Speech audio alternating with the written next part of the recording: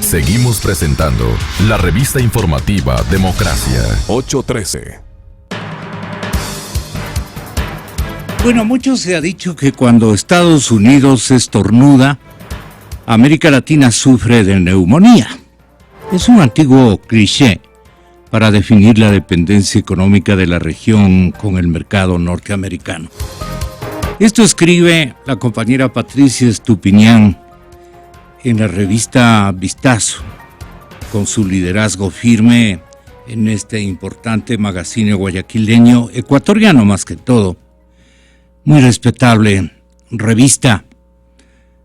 Cuando en 2008 estalló una burbuja inmobiliaria, recuerda Patricia, que arrastró a gigantes financieros en Estados Unidos y contagió a Europa.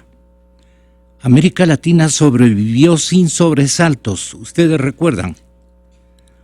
Se cayeron todas las potencias, inclusive la Unión Americana. En Europa la pobreza devino y América Latina en cambio se mostraba bastante sólida. El 2009 ya estaba lista para la carrera.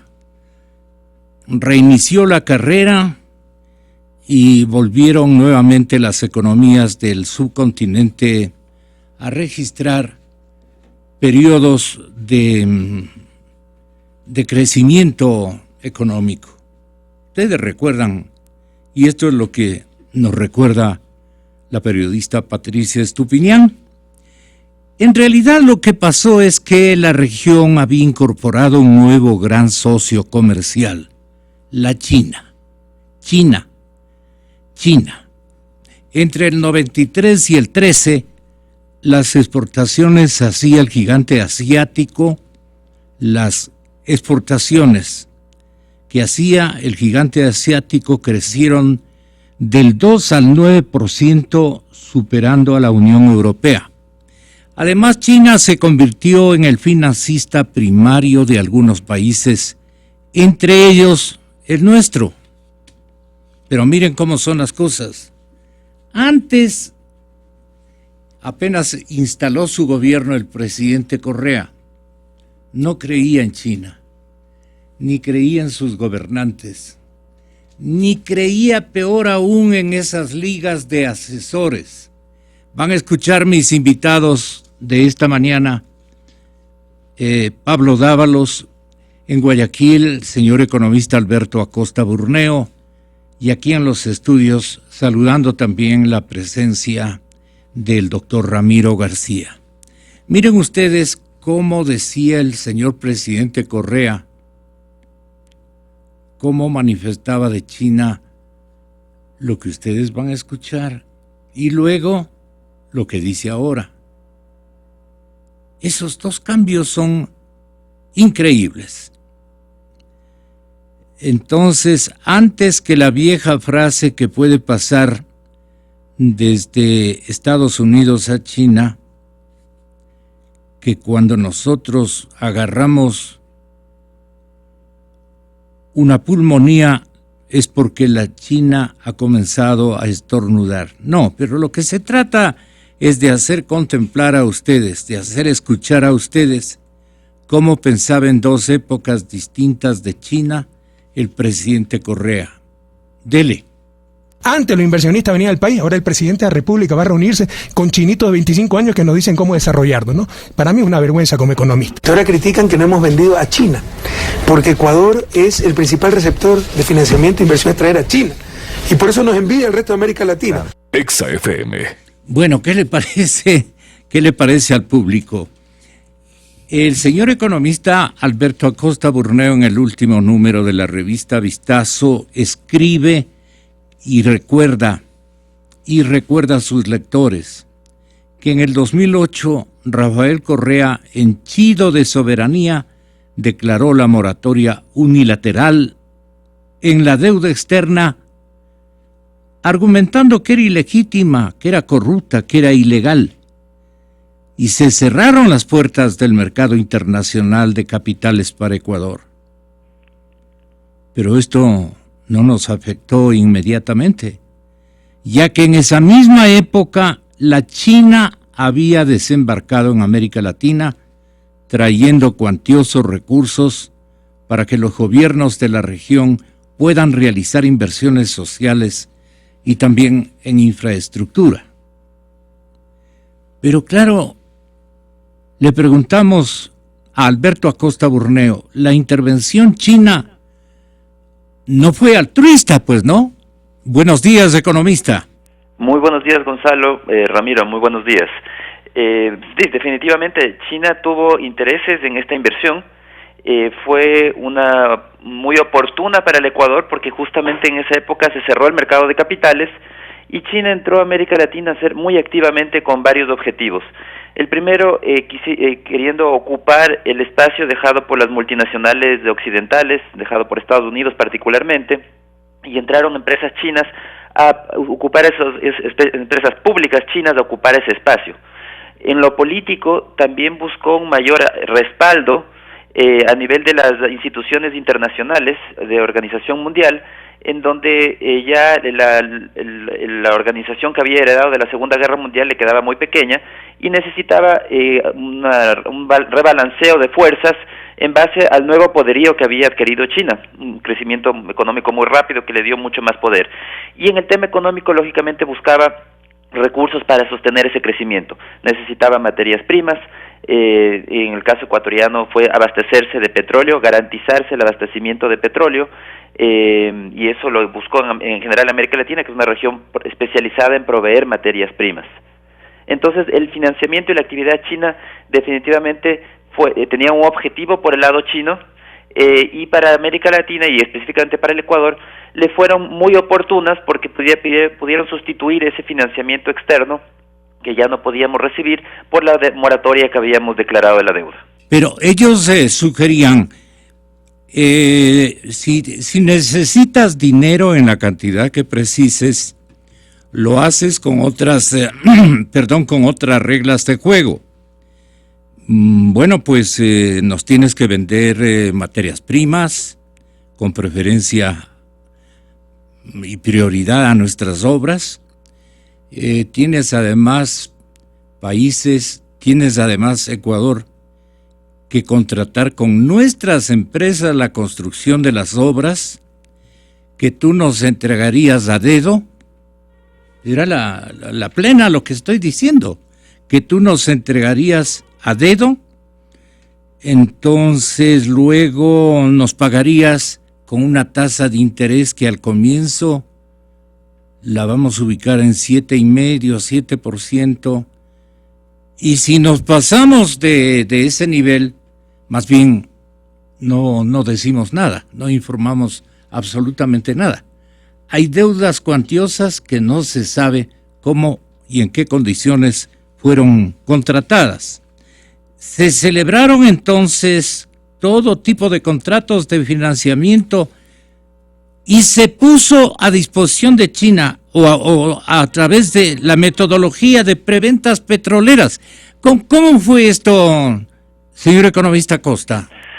Bueno, vemos cómo las modalidades de operar con China fueron distintas a las que acostumbramos con el mercado internacional de capitales. Para China, una garantía soberana no fue suficiente. Consideró el nivel de riesgo del país que requería condiciones adicionales. Entonces, parte del financiamiento se obtuvo con una garantía en petróleo, con un pago posterior en crudo. Por otro lado, también se firmaron varios contratos y China también lo que exigía dentro de este financiamiento, en muchos de los casos, sobre todo para obras de infraestructura, exigía que se contrate a empresas chinas.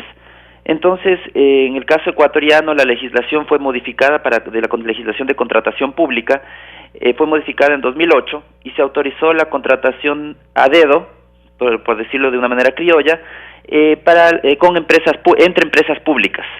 Entonces ya la legislación ecuatoriana ya no exigía que se realicen licitaciones, porque se consideraba que si es que es una empresa pública, tiene que haber buena voluntad de ambas partes. Cuando una empresa pública tiene los mismos incentivos y tiene que defender los intereses de su país de origen, y no necesariamente por ser pública es la mejor opción. Pero en todo caso se retiró las licitaciones para este tipo de contratos.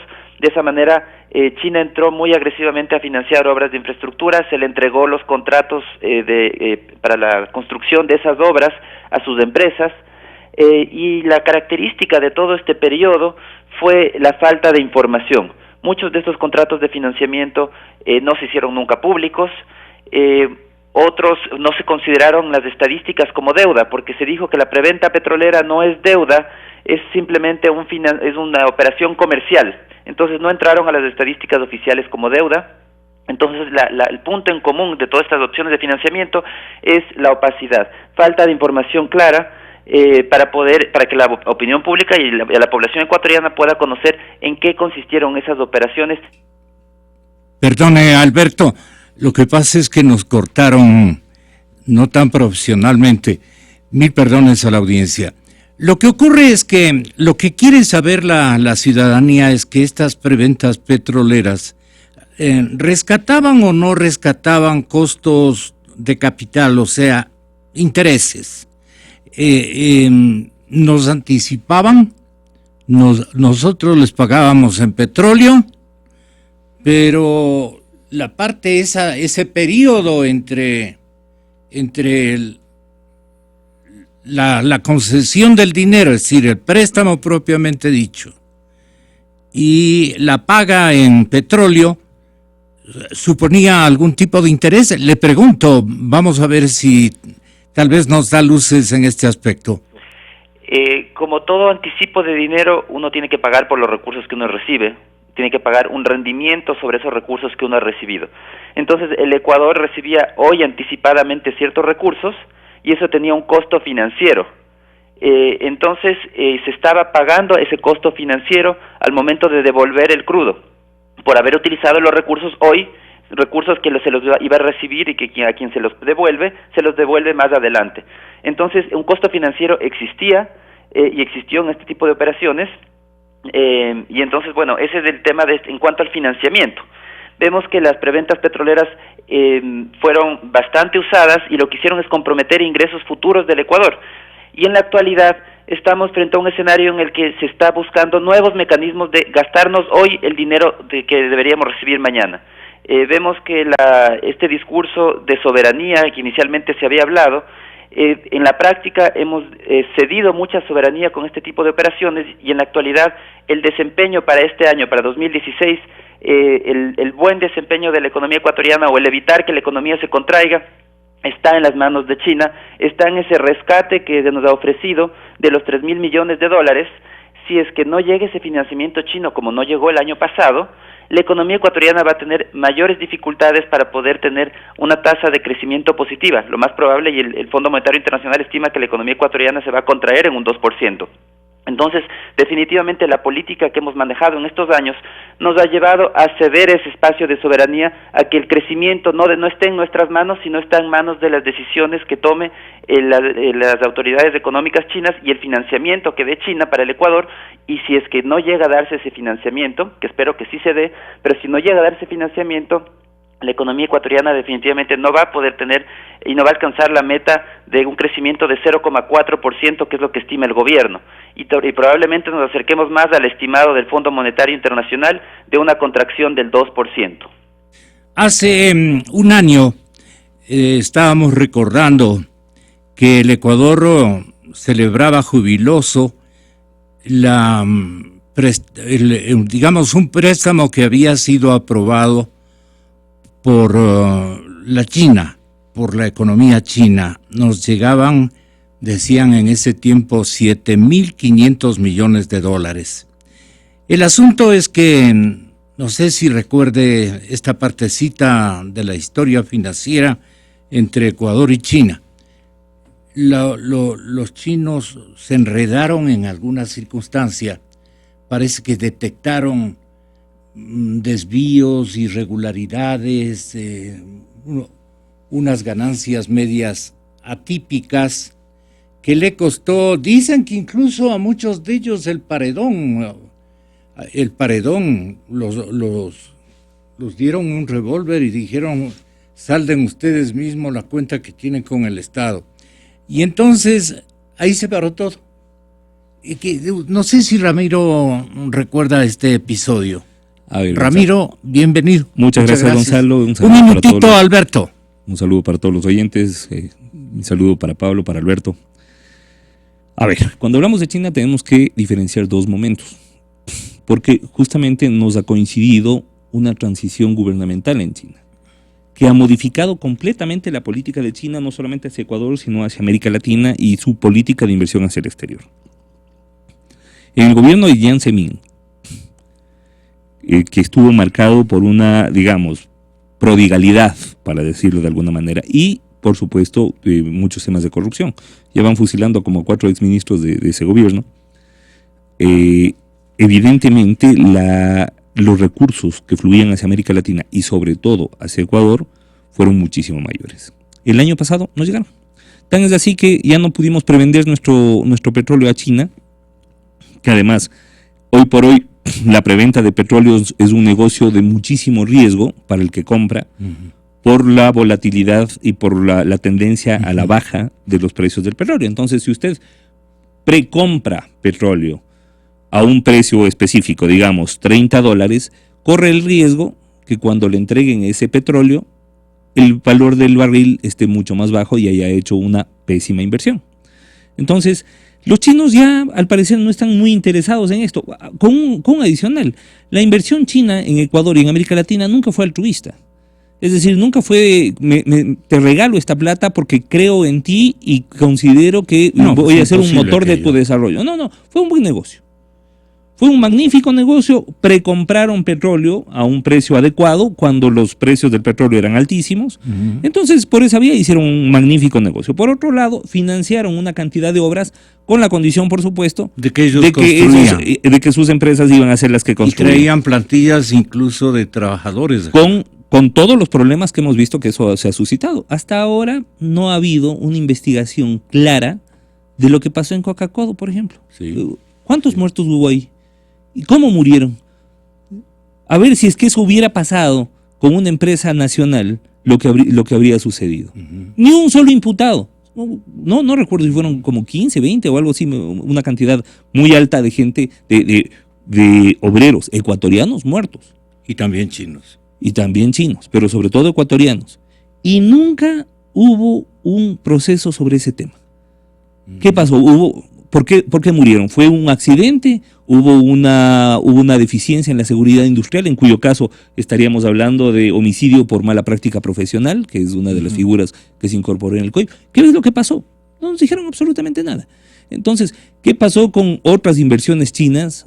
El tema de la refinería del Pacífico, otro de los elefantes blancos de este gobierno, por ejemplo, que usted va y es un terreno, ¿verdad? Sí.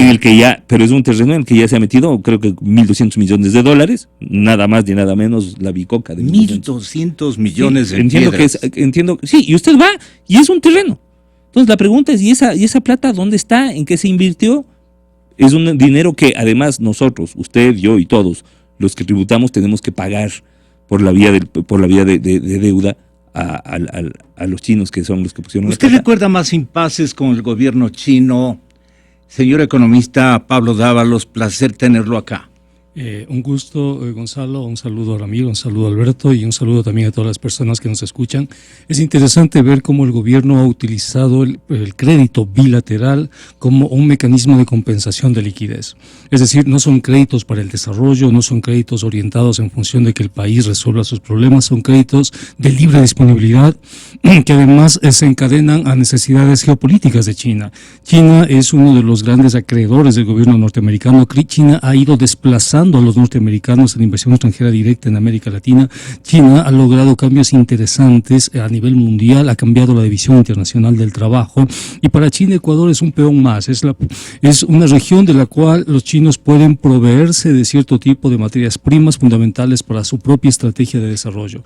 En ese sentido, los chinos, habida cuenta de la enorme liquidez de que ellos disponen, abrieron su cartera de inversiones y dijeron a los gobiernos, le dijeron a Venezuela, a Brasil, el señor a Ecuador. Presidente dejado con pruebas al canto, no tenía mucha, no sé si confianza, certidumbre, afecto, pero después se le despertó casi un amor por China. Antes los inversionistas venían al país, ahora el presidente de la República va a reunirse con chinitos de 25 años que nos dicen cómo desarrollarlo, ¿no? Para mí es una vergüenza como economista. Ahora critican que no hemos vendido a China, porque Ecuador es el principal receptor de financiamiento e inversión extranjera a China. Y por eso nos envidia el resto de América Latina. Exa FM. ¿Por qué se constituyó como el principal prestamista a la República de China y cayó bien en el gobierno después? No, porque el gobierno saturó, si se quiere, las otras fuentes de crédito. ¿Cuáles son las otras fuentes de crédito? Las multilaterales. Banco Mundial tiene líneas a través de los municipios, gobiernos locales. BID, tenemos copada la línea del BID. El cupo que teníamos con el BID pero lo en ese agotamos. tiempo no estaban siendo usadas esas líneas. No, se usaron desde el inicio. De los organismos internacionales. Sí. El endeudamiento empieza desde el inicio. Es decir, las líneas multilaterales, los multilaterales como el BID, la CAF, etcétera, le dicen al país, mira, tienes un fondo. El FLAR, por ejemplo. Con el FLAR teníamos un monto y agotamos ya. Cuando agotamos con el FLAR, ¿qué hicimos? Nos fuimos a los mercados mundiales de capitales y lanzamos varias emisiones. La última fue el año pasado por $2.000 millones, pero también se agotó eso. Entonces, el gobierno tenía una estrategia de endeudamiento agresivo. Y dentro de ese endeudamiento agresivo, la única puerta que no ha tocado el gobierno es la del Fondo Monetario. Todas las puertas las ha tocado. Quiso negociar con Bolivia. Había cuenta que Bolivia tiene enormes superávits comerciales en su balanza de pagos, cerca de la mitad del PIB de Bolivia. Entonces, el gobierno quiso negociar con Bolivia. Habló con García Linera, habló con el presidente boliviano para establecer líneas de crédito sobre esas reservas. Le dijeron no. Le dijeron no. No, le dijeron que no. Le dijeron que no. Negoció con Tailandia. Recuerde usted, hizo una preventa con Tailandia. Entonces, con los chinos llegamos al tope con los chinos. Es decir, los chinos dijeron, ya, hasta aquí llegaste, ya no va más.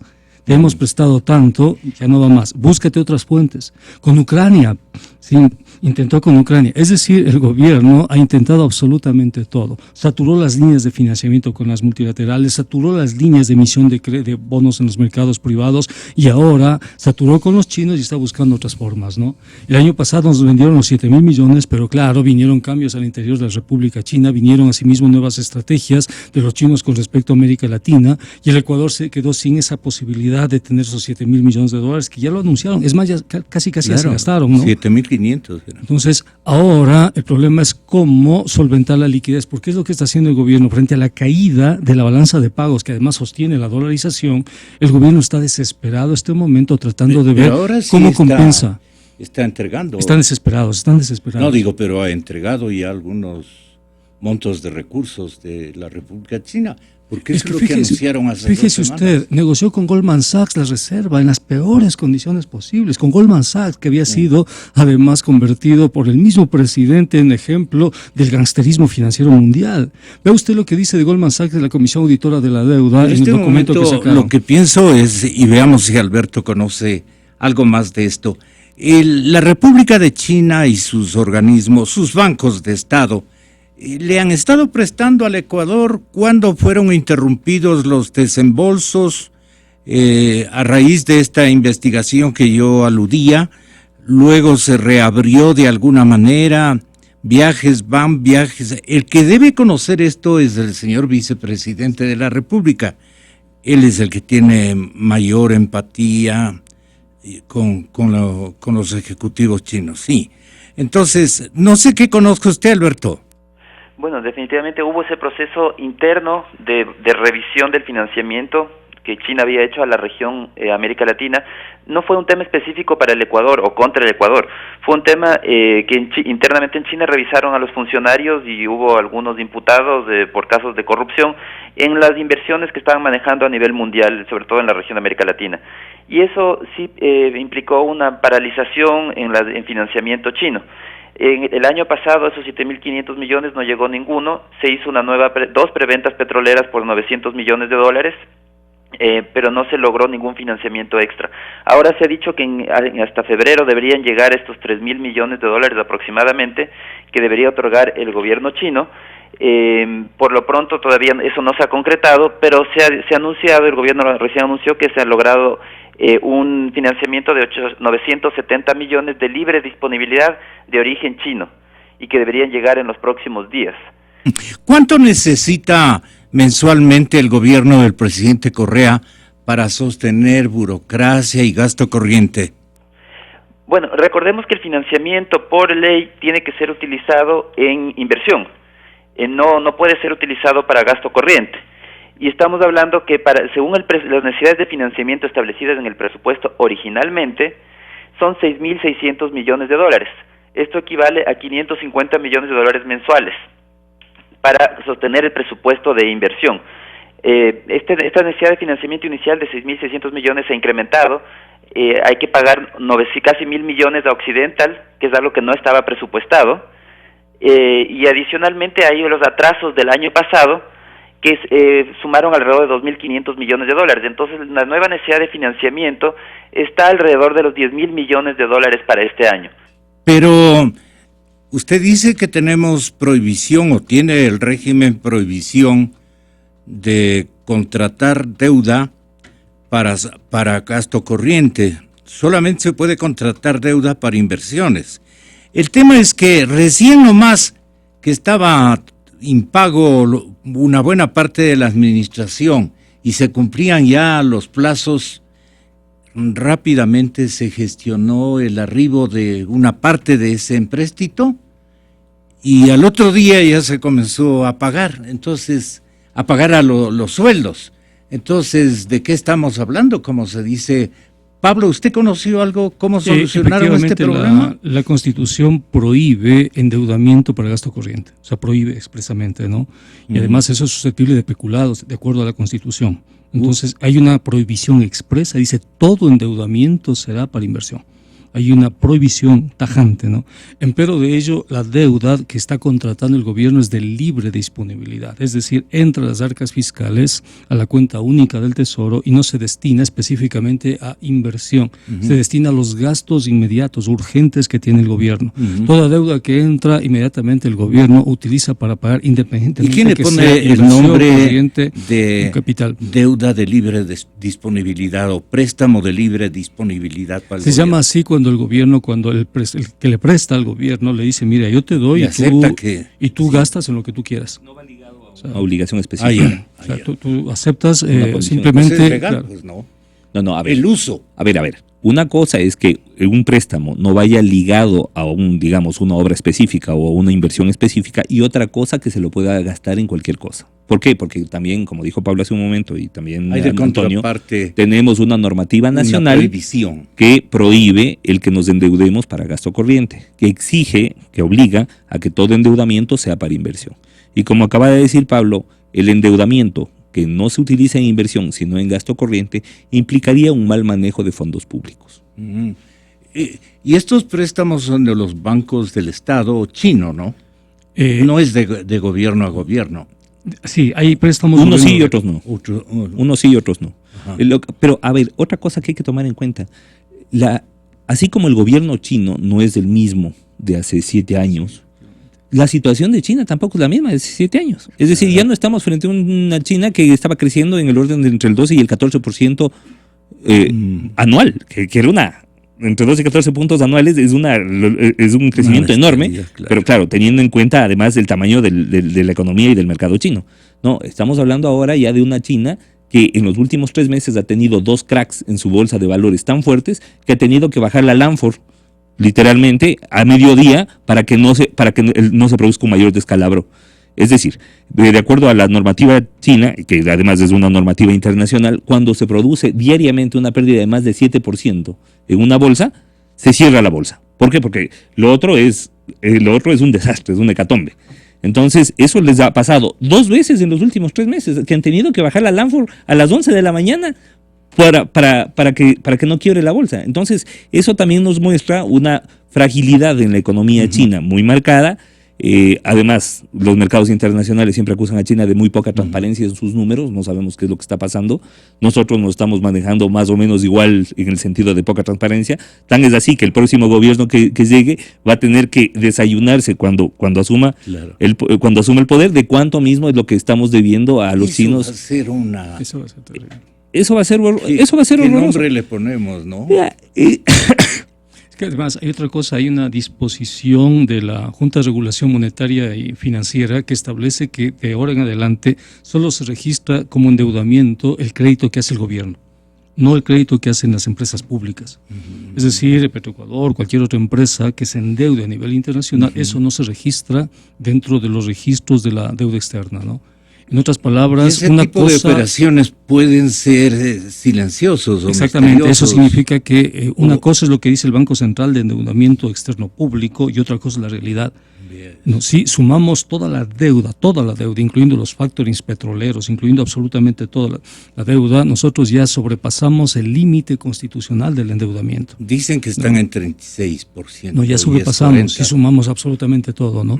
Pero claro, este momento hay una serie de disposiciones. El rato que se haga un neteo serio, lo que va a salir va a ser de terror.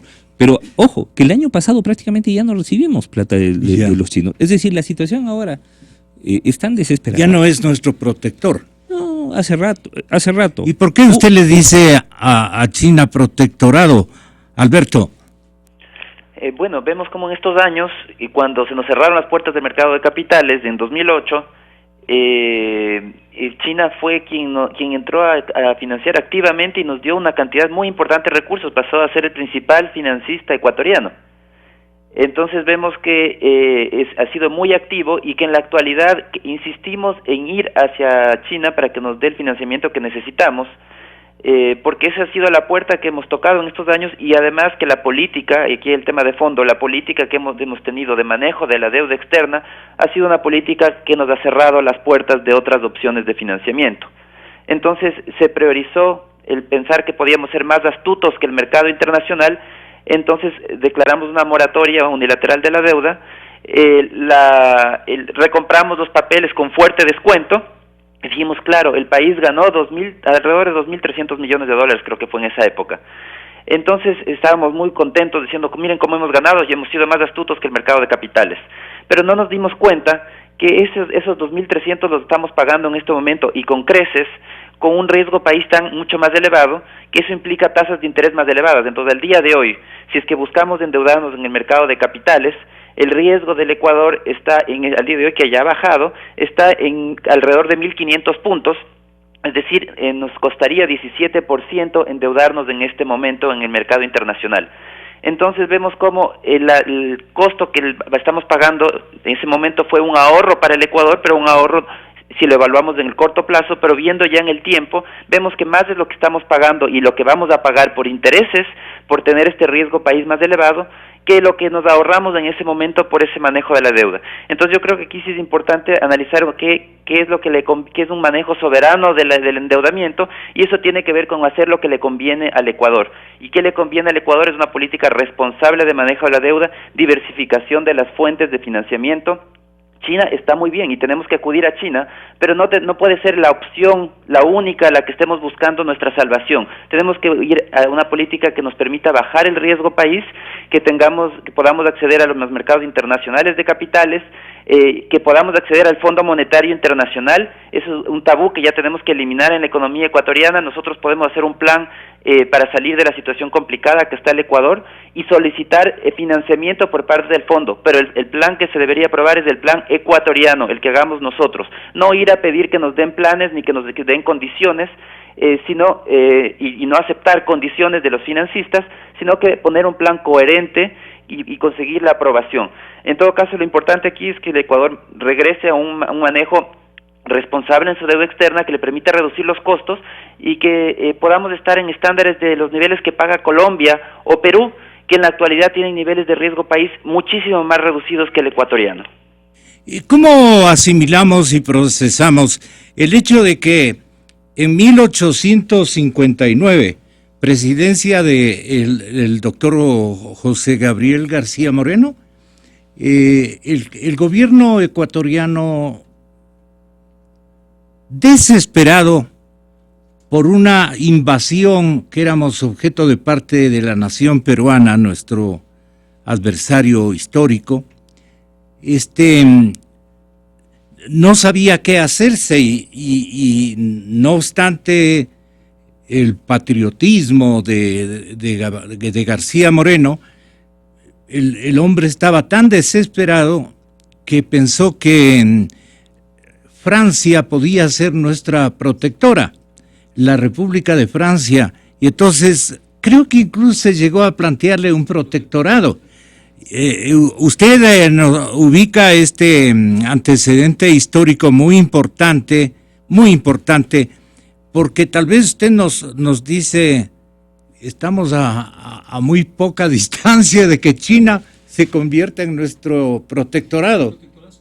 Política. Es una figura que implica no solamente el crédito, sino todos los grados de libertad política de un país.